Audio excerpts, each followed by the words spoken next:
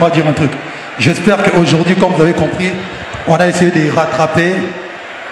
Bon, je dirais pas l'erreur de la dernière fois. Il y avait trop de monde. Et voilà pourquoi, la raison pour laquelle ce soir, je vous annonce que l'année prochaine, après Stade de France, je viendrai ici pour faire le stade. Moi, j'appelle le stade qui est juste à côté là. Comme ça, au moins, on fera ce stade à Abidjan. Tout le monde sera content. Faites du bruit.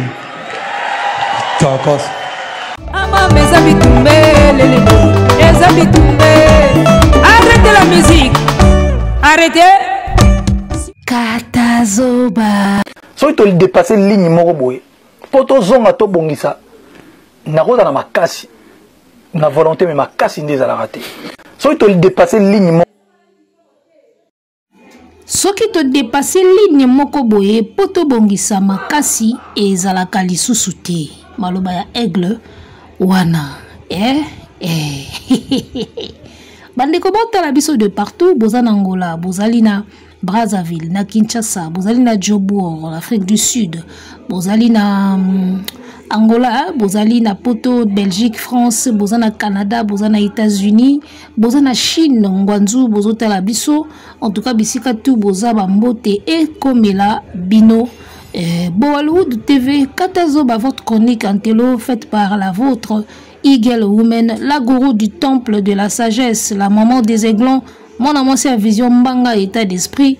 Tozongi na numéro Yasika. Mbula Yasika, comportement Yasika, makambo Sika, tozala vraiment Sika. Et aussi la biso na bino qui tokona elengi. Restons ensemble, y a pas de souci. Abel Boa lande makambo, amamata makambo. Depuis décembre ti janvier, ba date ezako silate, ba date ezako bakisa makaka. Balobi aigle fali pupa azope mate quoi pendant que batu mususu bazo luka ya koluka ta date moko apamba libanda na ba fête na ba janvier oyo mobulu fali azolandisa ba date fali pe mata ndambuko doze ta ndambu tikela baninga pe babetaka ngala moni okobanda osala pe ukabela baninga pe ba marcher ba date ça dit so ba contacter que non on a besoin de toi 2 dates boy na mboka boy oyebisi bango pe no bo benga nanu intel bo benga ye aya robeta kuna nga na ozala côté mususu ya betela bino côté wana bando kabola pe ba marcher pa bana maye parce que ozo beta trop fali ozo beta vraiment trop bana mai na ba décembre sukeli bango kaka na Congo ba décembre so elegela banka na babunia na babumbu soki na bawapi talaka ba décembre lekela banka ba awa jusqu'au début bimai na décembre date quotidien janvier en tout cas so pemina no pesa pe bana mai passe ba bando beta et au sala bango bien pour kanda o bazoyela ona minute yo so ga beti conseil moko date musu ebimi abeti wana ya aussi sa date musu ebimi ozo beta trop fali. Moi j'ai comme l'impression que bato bazo ki tenter à kozala na yu arena ya fali bazo sala on dirait ba rattraper événement wana événement mondial wana les kanaki na yu arena devant 40 000 personnes comme si ba pays mususu batala ngo kaka na internet.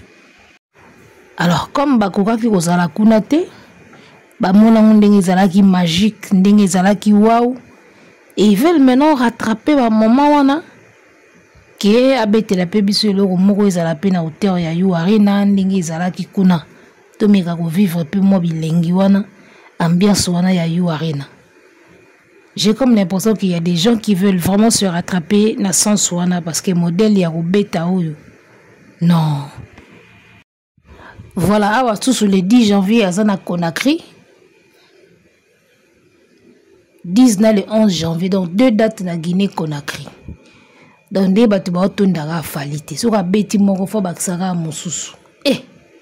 Batu ba otundara falita. ba date zo baksamaka soka betika na Guinée omona date musu ebimi abetika date musu ebimi abetia date musu ebimi surtout ba ivoirien ba mona ka neti fali akendete bazo baksara ba date ba baksara ba date siko magamba boye soki tolobi oye numéro 1 bozo tuna bato na nini asa numéro 1 na nini yaya ba misé congolais tout ça na bango soki plus de 50 ka mutu moko nde ba obetisaka ye ba date belé libanda alors que belé ba chanteur bazawana ba vandi kaka ba chanteur bazawana ba vandi kaka ba chanteur congolais to na bango combien ka mutu moko akebetaka ba 2 dates 3 4 5 dates bino tout bozawana bovandi donc ba olobaki aza numéro 1 bozo tuna na nini bazaka numéro 1 na nini na kolamba fufu un chanteur, un artiste, chanteur, musicien. Ce qui est numéro 1. Aozalango na nini. Aozalango na konika bilamba. Tuna okata koni. Aozalango na musique. Alors, na oye la koko promo prochainement. La talage émission na yo na oye la yo. Mwindo ano tshela mandefo esimbite. Ba pembe komo bima e komo revese. Donc sali oche mwindo po bomba mandefo mais ba pembe siko chasser le naturel, il revient au galop. Et vous savez bien ba chasser le naturel, il revient au galop. Noir wano tshena mandefo ba pembe siko komo bima e komo sala siko moi bizarre. Botu na pe conseil avant au sala likam. Na chao e simba omoni ndeni na chato na chati botu na rapi. Donc voilà, alors on va regarder une petite vidéo yangonde ko permettre biso to kota na sujet na biso ya lelo. On parle d'abord de Fali, après Togoya Kozwa Bumba Arena pia kao ezalaki kuna ya osakalate, après tokota na Yorobo. On va suivre la vidéo, c'est parti. Vidéo bandula ya libanda tout ça banini. Zotala ndenge musicien fois zala ndenge musicien fois se comporter tout ça banini. Ngasko makamwana tout na mona on pas Fali. Je suis désolé, dans la vie on a des choix à faire, donc batuba zongote sonde nini. Ngasko na mona Fali on dirait te apona nga akosha bakaz tout quoi. Voilà, esthétique. Le guitariste le plus beau de la RDC. Batutu babeta guitare na orchestre o alikijo na beauté azati. Guitariste bena ya bogar. Guitariste bena ya bogar na batutu babeta ba guitare na orchestre azati bena guitariste ya bogar. Alors, venabiso esthétique a sololi alobi pona ye amona kake master na ye ifanjo akosha bakaze tout. C'est-à-dire que ko cocher bakaze tout, c'est-à-dire que on remplissa pena ba oyo ne soit un artiste akoza nango a remplissa bakaze tout. Ça veut dire ça veut dire des choses hein. Réflexion en a sali fali akosha bakaze tout.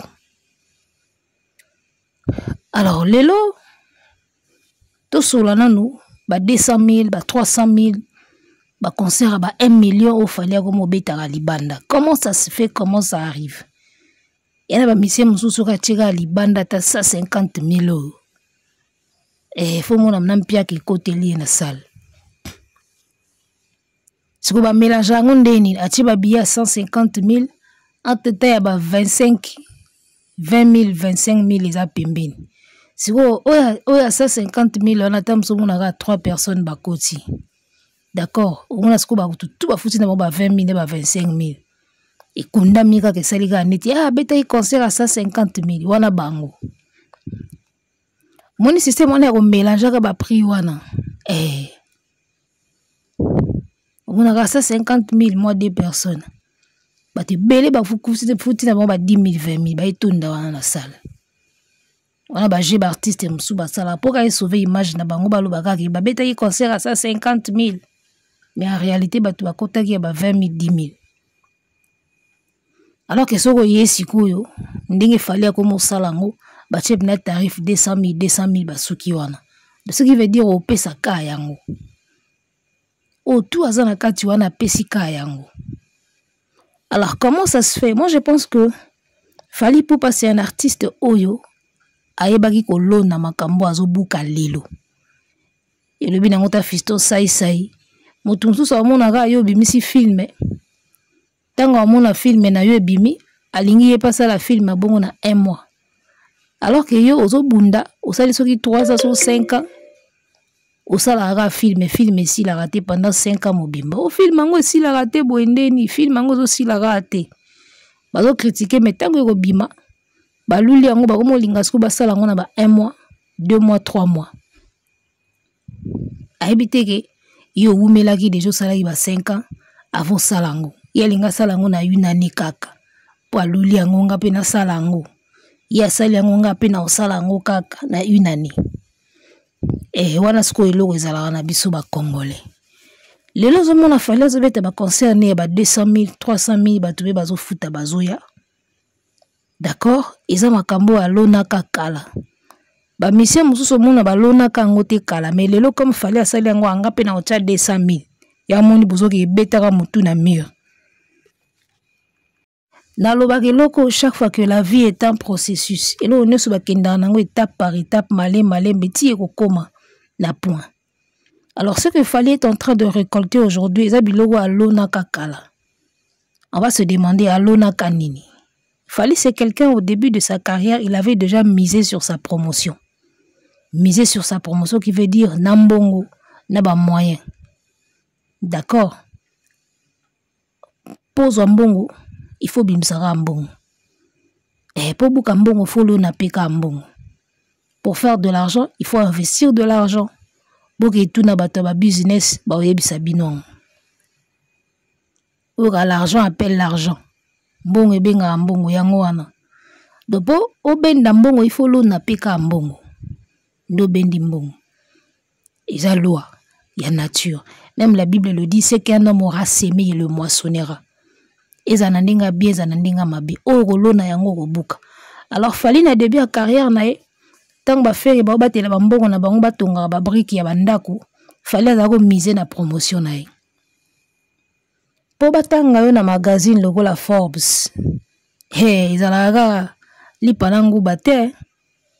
Nyoso wana eza publicité, eza promotion ba osalela o.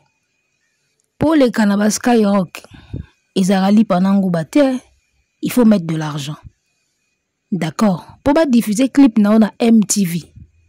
Et ça rappelle l'Ipanango Bate. Il faut mettre de l'argent.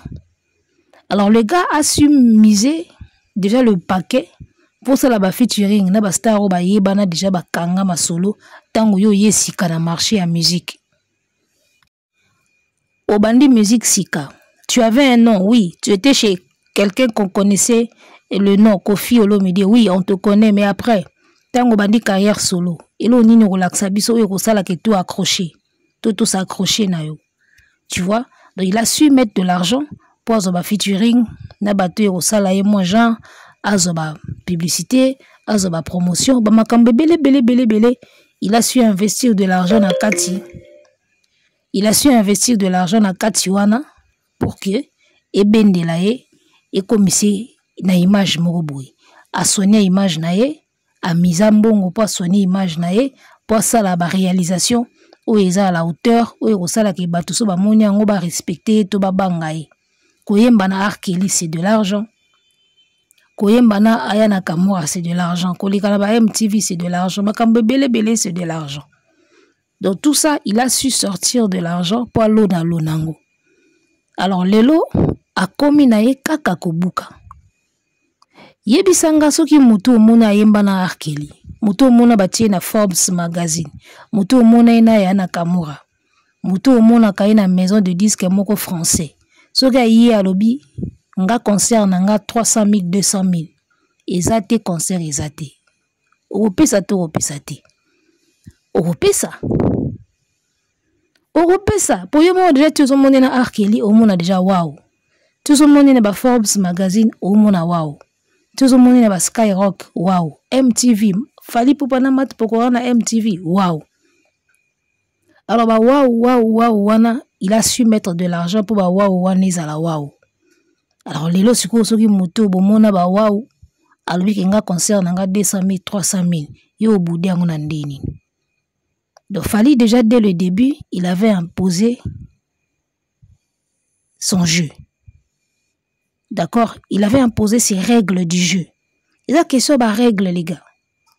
Il y a question de règles du jeu. Tu imposes des règles du jeu. Batuba ulukayo.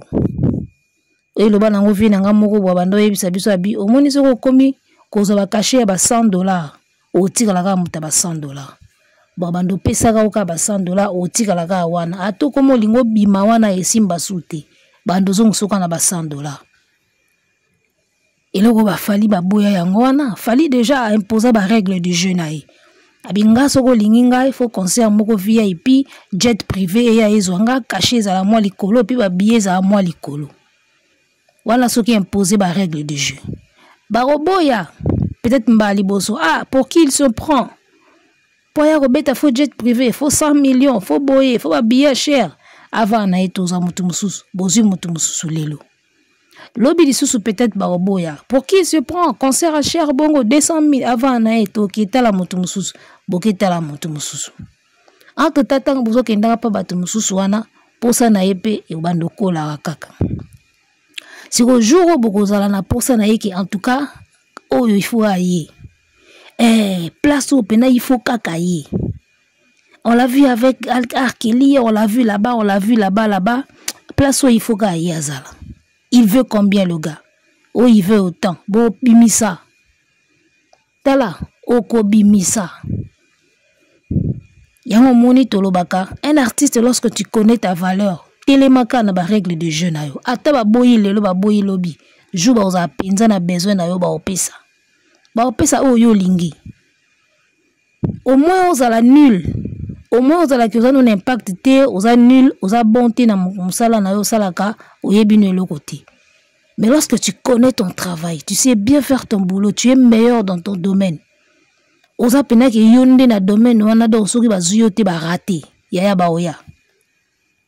Ata ba boyi, ba roboya lelo ba boyi lobi kuna. Yebaka un jour ba oya. Et comme na manifestation mo boya ba en tout cas, au bina soto zuyete manifestation et là, il faut toujours vraiment cailler.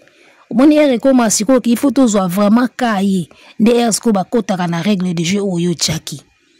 Jet privé, 100 000 koi, billet 200 000, 300 000 koi. Et kendara bongo, mais il faut la makasi ce qu'on y a retenir. Il faut la paix bon et puis il faut y miser na image na yo parce que Fally a beaucoup travaillé son image. Lelo Fally comme le seul artiste et musicien ou un millionnaire tout milliardaire africain azobala akobenga ya oyemba. Il a de la classe, ana level à likolo. Il y a une chose il faut pas bobosa na kake bato mbongo. D'accord, bato mbongo bana mwa lolendo na bango moko boye ya kolakisa mbongo na bango. Alors faut boye ba ke bato wana ba existe ka na monde, bato mbongo na Afrique baza partout baza. Ça dit que bato to benga bato mbongo bazala ka na vie. Siko mutu mbongo oyo ana posa mbongo na ye emona na quelque part. Aolinga la kisango pe na artiste moko boye o azo mériter pe niveau mbongo wana. Yango monaka yo vandi bozo kama me concert à 300 000 batu ba yepe baroya. Parce que ye aosala makambo pona batambongo. Tala mbongo ezalaka na mboko to vandi na Afrique mbongo eza na Congo mbongo eza. Il y a de l'argent na mboko, il y a de l'argent na continent où muta kosote. Ba Fally siko ba comprena que na mboka to vandi to na continent to vandi il y a de l'argent. Alors mbongo wana sikoyo il faut abiso sikoyo futo zwa ngo na ba concert na biso. Eza na ba mbongo mususu na ba Afrika wa ba monta mususu ba somme mususu so ba yebisi yo ba bimisi et puis soko moni likambo oyo mbongo wana bimeli. Donc okokamwa. Donc quantité ya mbongo wana somme wana ebimika pona likambo. Tango sope likambo moko pe ya grave pété. Likambo ka ya ba sentiment moko boye ya ba banalité moko mais mbongo ndenge wana ebimika na continent oyo tovandi. Il y a des gens qui ont de l'argent. Et puis il y a bateau ba yo dépenser yango. Il y a na ba monta mususu ba bimisi yango ba tali likambo ba bimisi eli yango ko na yo moko leli. Donc tali bena ke montant oyo somme oyo ba bimisi yango pona likambo oyo. O leli peno nyongi. Il y a des gens qui font ça, qui ont de l'argent ba bimisi yango pona makambo boy. Mbongo pene bimi pona lo mo bozo mona ta mususu ka pona oyo. Tout ça pour ça. Mbongo nyo se bimi ka pona likambo. Bimi pona likambo wana. Alors, il y a ce qu'on a battu bongo bongo, et bah fallait ce qu'on va battre bah comprenant qu'il y a des gens qui ont tellement de l'argent, bah bimisango pour rien. Abimisi somme bo pour na likamoga ya moki.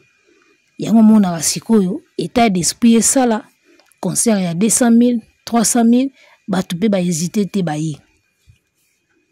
Et ça possible. Vous comprenez? Oh si, oh des fois, oh boye, oh bah lobby. Et ça possible, quand tu travailles sur ton image, tu travailles sur toi. Il y a des sommes qui sans qu'il y a discuté. Sans qu'il y a discuté, à Bimisi bo apesio. Parce que yonde makambo. Et ça la vidéo moko ya motivation na talaka. Oye bandaki koloba. Na mokili oyo, on a l'impression que Batu Mususu bakimaka derrière l'argent, alors que Batu Mususu c'est l'argent qui les suit. C'est-à-dire, il y a Batu bakima derrière mbongo, et puis na Batu mbongo elanda bango. Ndeto mona sko na mekolo, na minute ofera okima na sima mbongo, alanda concert na bumba mabe, alanda na fikine mabe, osati bina muta okima derrière mbongo, il court derrière l'argent. Mais après, quand tu regardes du côté de Fally, tu as l'impression que c'est l'argent qui suit le mec. C'est l'argent qui le suit. Tu vois? Et pourquoi on a un niveau, il y a vie au Kimbongo comme à Rolanda Yoboye. Il faut un travail, moi comme à casse au salaire qui avant. Tu as tellement travaillé sur ton image, ou tu as tellement travaillé sur toi-même. Tu arrives à un certain niveau, Mbongo comme Rolanda Yolanda Mbongo.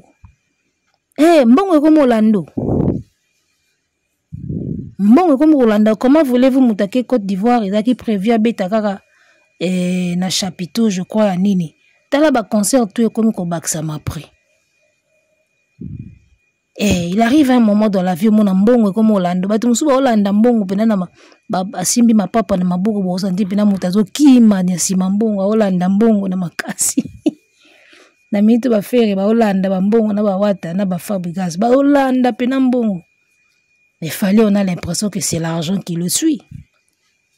Pourquoi? Parce qu'il a travaillé sur lui. Et ça là-bas, niveau moko ya vie au koma, tellement tu as travaillé sur toi, ba monta mususu, so yebisa motu, a hésité que tout a bimisa ba mo apesio. Na pesa ka exemple moi amuke. Constant moko na sala, ba humoriste ba kenda ko animer na ba fête à mariage. Au moins na mutu mususu a bengo na mariage na ya binazaka na transport yaka na mariage na nga ya kosekisa nazaka na transport. So tango azolo ba na yo azaka na transport. Afuti cameraman kitoko, afuti photographe kitoko. Pourquoi afuti bon kitoko? Pour yebi que image ya mariage na ye na ba photo ko tia na Facebook. Donc côté wana fois soigné. Au moins na ye abimisi mbongo a salle tam sous 1000 1500 ya salle cash sans discuter. Mais yo azoye bisayo na bombeli au cas transport. Au moni, ça dit que na cérémonie à mariage et l'euro est primordial, c'est avoir une place aux cérémonies au salama. L'humour c'est bien, l'animateur c'est bien. Mais sans un espace au bossa et la fête, humoriste oya wapi. Tu vois, dans les priorités dans la vie. Na minute on a moto à organiser mariage, priorité la salle de fête. Salle nini ou salle la fête naï. Ya mon amlara salle à libérer cash. Caméraman photographe à libérer cash. Vous comprenez? Dengo comme ce qu'on a ba MC ba nini ba komo lemisa mungongo ona na mbongo tena dépenser mingi na kandeko na oyokelanga mawa yaka kaka na bombeli oka transport. omoni na lobi te ke humour eza musala moko ya tina te, mais soki to lobi to sala choix entre salle, vidéaste, caméraman, photographe na humoriste to MC, bon mona ke le choix est clair. Tu vois? Donc on a vu quand tu travailles sur toi au comme à niveau moko boye mbongo nde banda olanda oleyo olanda mbongo. Na pesi exemple mususu. Client oyo ayaka kosomba biloko na boutique. Na muto ya sofutisa taxe po boutique wana efungwama ebanda koteka. Priorité aux alanani. Ou alors, to changer exemple. Muto akoya ko travailler pour na Libanais, o bazwaka ba produit, baza ko pesa so boye somba ba produit, bazo ba produit, bazo matana bescalier, bazo ba produit o bo sombi ba pesa bino. Entre muto wana na muto azwaka mbongo taxe pour boutique et fonctionner. Omoni ke so bango mbali ba pesa prix na bango. Muta taxe oko discuter te. Muta taxe oko discuter te. Mais muto ko banda ko tekelo na magasin oko discuter. Tout simplement parce que ba valeur est cocanité. So ko futi taxe te l'état goya. Embrouille bandi. Ti boutique ko kangama o teka te olala nzala ko koya pe na faillite. Omoni, mais muto o tekelo na boutique, a koza pe jour mo wa yete abeli, yo moko tekia. Vous comprenez? Donc, ba o siko ba do travailler côté à taxe, ils en a montant moko soka ya pesi yo moyen ku to hésiter te. Mbala moko bimission. Mais yo ozo kende ko sala na kati ya boutique, so pesi ta msu $100 ba ko discuter susu. Yo ro nyonga penol bi mendeni nga salaire ka ya $100 boy azo discuter lisusu. Mais muta taxe o soka ya ata $5,000, $7,000 azo bimsango cash azo pesa. Parce que ba valeur ya ndenge moko te. Ya kolinga te ba kange boutique marchandise ne beba. Il faut teka, faut fungola boutique. Donc muta taxe ata ye wana ya kati salimba moka bimisi la rapesi. Tam sukutu yo muta $100 ala nyongo no afuti yote. Mais azo kangsa na mbongo $5,000 ya muta taxe.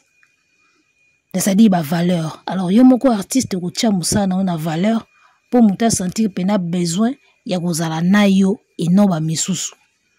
O batuna rabatuna ba traité d'embauche soki luka musala ba tuna o pourquoi toi et pas les autres.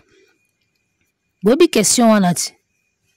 Batu basala ba traité d'embauche batuni pourquoi toi et pas les autres.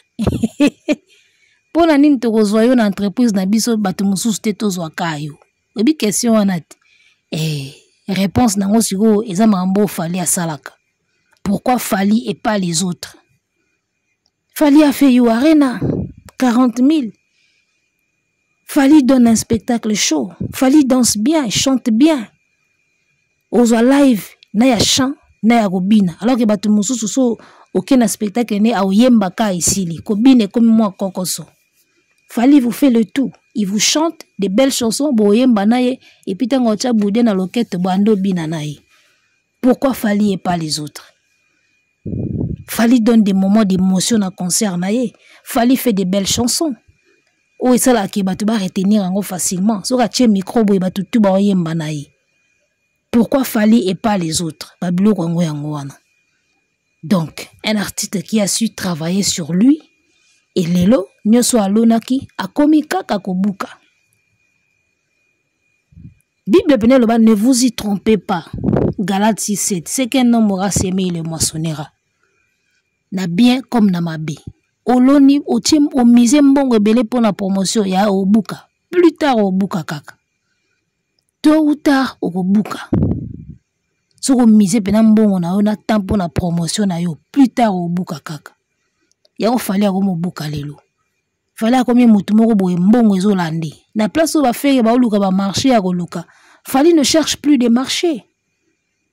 Akebetaka date moko ba date belé bakisami. Et comme Hollande, parce qu'il a travaillé, il a fait un travail en amont. Il a fait un travail avant ça. Et on ne se comme kaka ba suite ya makambo alonaki lonaki. Yango te banda yebisa mwana mai wana. Bimisa ka mbongo pona promotion. Ko elaka ba briki te otonga ndako. ndako eza bien, brique eza bien, mais de temps en temps faut ba pe ko miser pour la promotion na yo, tche pena paquet à l'arbre. Chaîne moko monene lobeli yo. Okitisi pena liboki à l'arbre. Journal moko lobeli yo. Yesi ko biloko wana nyonso mona ngonde ba fantaisie. Or yango wana nde tongaka siko image na personnalité ya artiste. Nde sala ke concert à 5 000 300 000 baki. Et uta abongoti. Nyonso ka ba expliquer yo. Faire répondre à yeko amona ka opesa mbongo ba koma ona Forbes. Ah bilo pa pamba wana moli mwa jibe. Obimisa mbongo mo boy ba tchawo na MTV. Ah bilo pa pamba wana. Pesa mbongo boy ba lobelo place boy. Yesko amona nyonso ka bilo pa pamba. Doka zoe ba teka biloko wana ba fantaisie wana ya mona uneti ba fantaisie feri amona ba Forbes magazine ba Cora ba nini ba tio na trophée moko boye oké na soirée moko boye ba invité na soirée moko boye ya Grammy amona ngo lokola ba fantaisie nzoka yango nde tongaka image ya artiste tala être humain azaka complexé vous comprenez.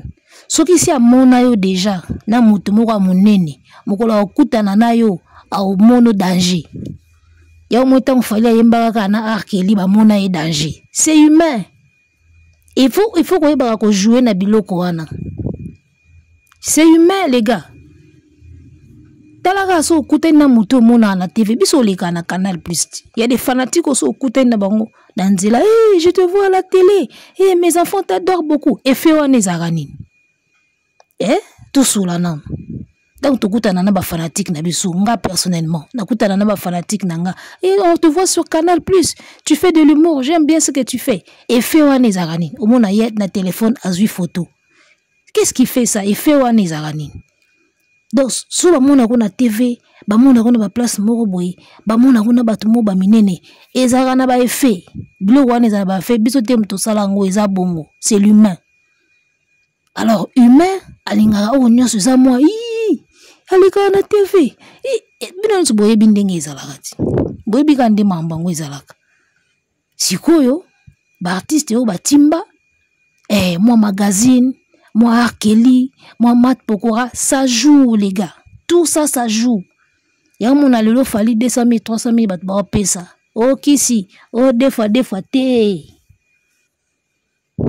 omoni mbongo oyo lono obuka artiste muso mona zani loko gravité tamso tambola nepe na makolo mais so akutani kana fanatique moko atala ki na TV o mona panique koti natala ko na TV nalinga kayo nalinga makambo salaka eloko wana ezalaka na bato alors faut savoir maintenant l'utiliser na ndenge ya makambo ya ndenge ya fali sikoyo a comprendre que makambo wana kenda bon yango zo mona bu featuring na Arkeli bu akangsi photo na Messi bu akangsi photo na Cristiano bu photo na Nanyo biloko wana tout et matisi la fali ba point ou aleki la ferry n'esprit ka ba biloko wana zo ebisa bino blague te biloko wana jouaka et fali a joua nango donc parmi makambo bende sala fali lelo parmi makambo fali aleki la ferry eza biloko wana ayembi na Arkeli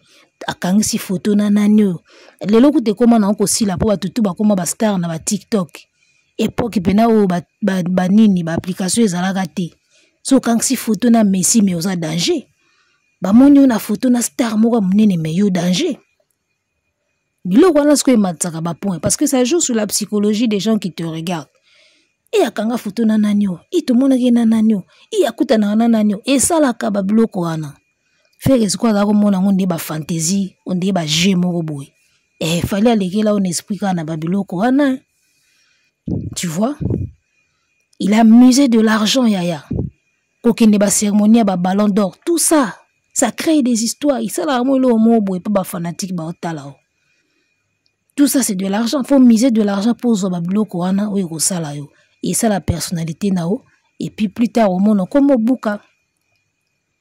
Donc il faut vraiment savoir miser son argent, la promotion. Au monde a raté, bon remarquer que bateau bazara na mbongo. Bateau bazara ke, so kaza netelingaka asala art, toi comme un chanteur, mais ana mbongo na emo boy, soit mbongo nemo boya, ya lo pipi a tekaka, to mbongo nemo makambo susu to héritage mo ya famille na ye. So kalinga kota na monde art. même si ana talenté mais bomona ko yeba na makasi akoyeba na kombone kotambola akomise na promotion akomise na publicité même si talent est rosalate mais bomona ke boyebi c'est l'argent qui fait ça a fouta ba TV a fouta ba radio a s'afficher partout a kotia ba panneau c'est de l'argent a kokota na ba magazine a kosomba ba visibilité talent est rosalate mais bomona ke boyebi parce qu'il a travaillé ce côté ya koyebana. Alors imaginez maintenant combien ceux qui ont un talent et ont misé sur Nabiloko Ananyoso. Voyez un peu. Donc, Fali ce qu'il est en train de récolter aujourd'hui. Et Zabiloko aussi à l'Onara Tongo. Il y a un monibino au bolinga bosalango lelo. Et Zaila bino passi. Faut bandagolo nango sikoyo pour boukango peut-être na balan 2025 et balan 2020 combien? Ata balan 2030 hein. Faut bando salango sikoyo bolo nango sikoyo bo buka sikoyo na balan 2030. Mais kolinga ko sala o fallait zo sala lelo, ils a passé parce qu'il y a banda kolo nango déjà na droit chemin. Déjà na 2006 abanda da kolo na makambo azo buka lelo. Do yo soko lingo buka ngo lelo. To buka ngo tout court banda kolo nango lelo na ba 2025 oyo. Po buka ngo sikoyo faut la tiba 2030 40. Donc voilà. Alors, bon, jalousie était, ma concert à cher, azobukaka makambo à lonaki. C'est comme ça que ça se passe. Biloko fait atikala comprendre te tongo yeza mona nyoso fantaisie. Kaba fantaisie wana, comme si mutu munene, kaba fantaisie wana biloko to wanda mona ba fantaisie wana. Yawe comme ça mutu munene. Ayemba na akeli, ayemba na nanyo. Et ça là tout ça est jouera na psychologie, muta kosote. Bino kutu bozalaka ba star ba TikTok na ba YouTube mais so mutakutani na ona vraie vie omona yeyo siko bongo star siko akutana na ba Arkeli akutana na ba Angela Bassett akutana na ba Vivica Fox tel niveau ba Asher banane ça joue alors moni siko lelo fera comme linga pe landango mais ya moni nazo ebiseka ki o sala no bien mais o salango kande na retard muninga sa solango tongo lelo akomika ko buka ba fruit nango yo lamuki sikoyo ko salango ba Raivani banani ba Barbara soki nani yo ba photo na banani okomosa ngo sikoyo ndeka na retard o sano bien mais o salango kande na retard fali sa salango tongo lelo akomika ko bukila ngo ba fruit donc voilà. Alors parlons maintenant d'un sujet Yorobo swag. Mon frère, façon tu vas lire l'heure. Je me mets pas à ta place. Pardon à héros. Yorobo. Fallait pour passer à cela mon bébé les tongo. Je crois que vidéo est dans internet.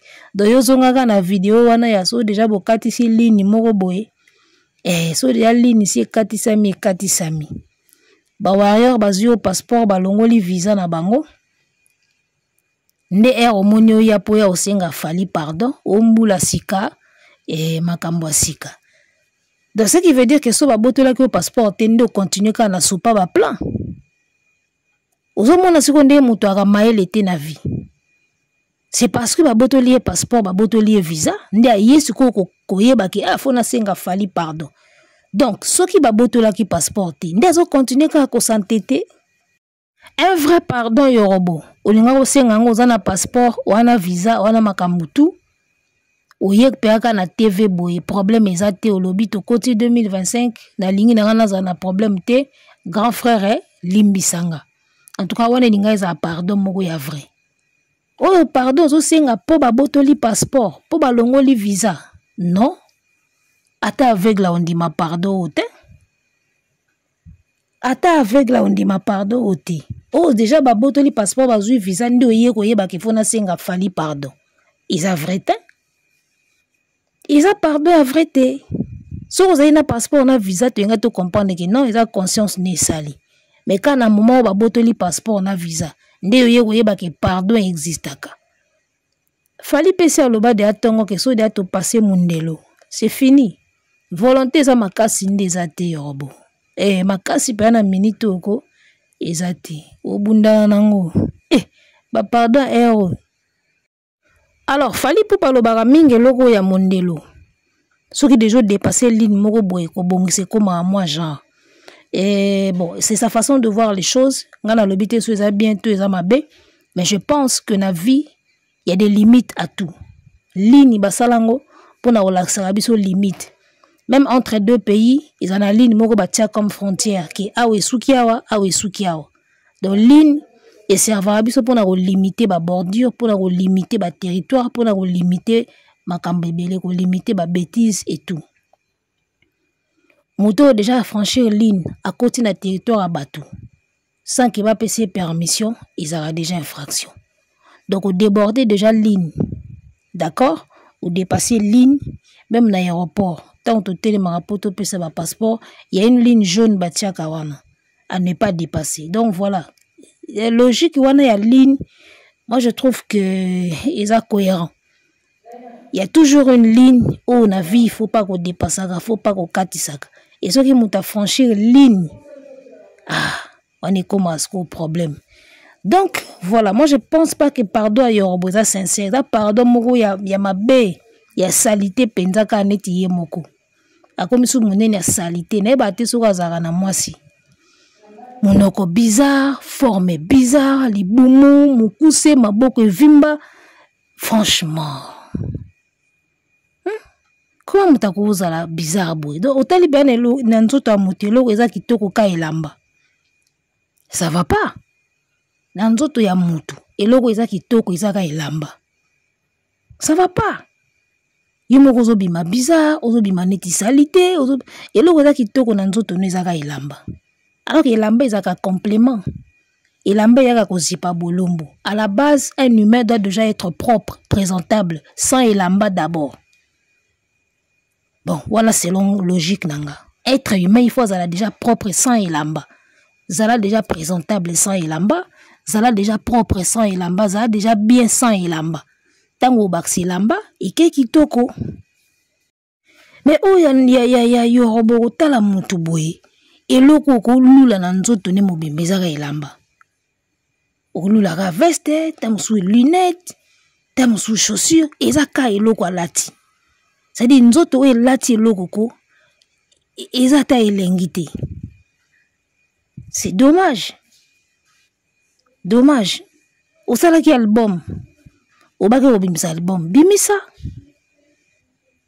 Bimisa. Ngana kamwaka batu mususu. Na vie. Pourquoi vous n'arrivez pas à vous concentrer sur ce que vous faites comme métier? Et là, on y n'est à pas si. Regardez l'attitude de Fally. C'est un mec concentré sur ce qu'il sait faire de mieux, la musique. Il est à fond dedans, il est vraiment à fond. Alors que ce que vous avez dit, parvenir. Oye non na afdela wa musée. Okomeli biso musicien. Toboite. Congo ezamboka ba talent. Siko nini ezozanga. Pour se focaliser na makamno au bando bimisa banzembango au banda ba promotion au bandi no pe makambuno na ndenge na yo na kwa na yo. Qu'est-ce qui vous manque vous autres? Tu as un métier que beaucoup d'autres n'ont peut-être pas. Aux un métier mais au l'exatant il y a ba clash, il y a des missions, il y a s'attaquer na mutu moko boy oh il y a à fond dans son métier et puis azo langola. Mais il se passe quoi dans vos têtes? Nga comprendre ate? Tu as un métier, sois à fond dedans, concentre-toi sur ça. Ce que vous comme moto, ce que vous comme nani, quand métier orande au salayo. Trop distrait, elle va baseleo, babla na mosaka, et le binango héritier bano a mis tout passio, bayorobo baseleo, babla na mosaka. Vous avez un métier, d'accord? Vous avez quelque chose que vous savez faire mieux que les autres. Mais restez concentré sur ça. Travaillez plus sur ça. Ni nango etindaka bino bozala distrait oza neloko akosala me oza distrait na makambo afali to na makambo mosusu ezala nini kindoki na temps normal boye vraiment quand tu as quelque chose à faire fais-le soki oza na talent te wana métier te toko comprendre ke osacharnaka na bato lekaka na bémission mais lorsque tu as un talent tu as un métier à faire oyebi kosala mieux mais vanda salango okuyenga yenga na ba live ya babakali oyengi yengi na ba live ya ba era sikoyo wana ozolela passeport basala siko cagnotte bapesa yo te passeport eza cher te visa eza ka 80 euros jusqu'au comme olela ka pona eloko ya 80 euros ne eloko ya $200 passeport eza so $200 ya express la prix normal so 190 so 180 obakisi likolo 80 euros soki $300 à peu près yo kolela pona eloko ya $300 basa elo cagnotte bakarine mokonzi bato okende koyenga yenga na live na bango baneneya basala cagnotte bapesa yo somba visa na passeport bango basungaka te bango ka sopa ba plan basunga mutu te makambo na yebisaki oyo yango oyo bato wana nyonso baotiata infante mpo na carrière na yo fo bunda yo moko olekisi batana ba live osopi ba plan opesi bango ba vue opesi bango ba abonné sikoyo wana ozolela passeport bayati album ezobima te ona na producteur te bakoma ba producteur na Karine Mokonzi na bakali ba produit yo tina era ya moni fali ata bolo bakipa bino te po yebi ke nzala nde esala bino ozongi so bando senga pardon fali wana zo continuer ka kobita vous êtes des fous bovanda na mutu mebokoka kokopier exemple na ete ndeni nga petia fali nga vanda na fali mebozo koka kokopier fali yango te nga ezolekelanga Pierre avandi na Jésus mais okoka kokopier Jésus te y a un problème bona fali boko kokopier ete ndeni. Arrêtez la musique. Arrêtez quoi?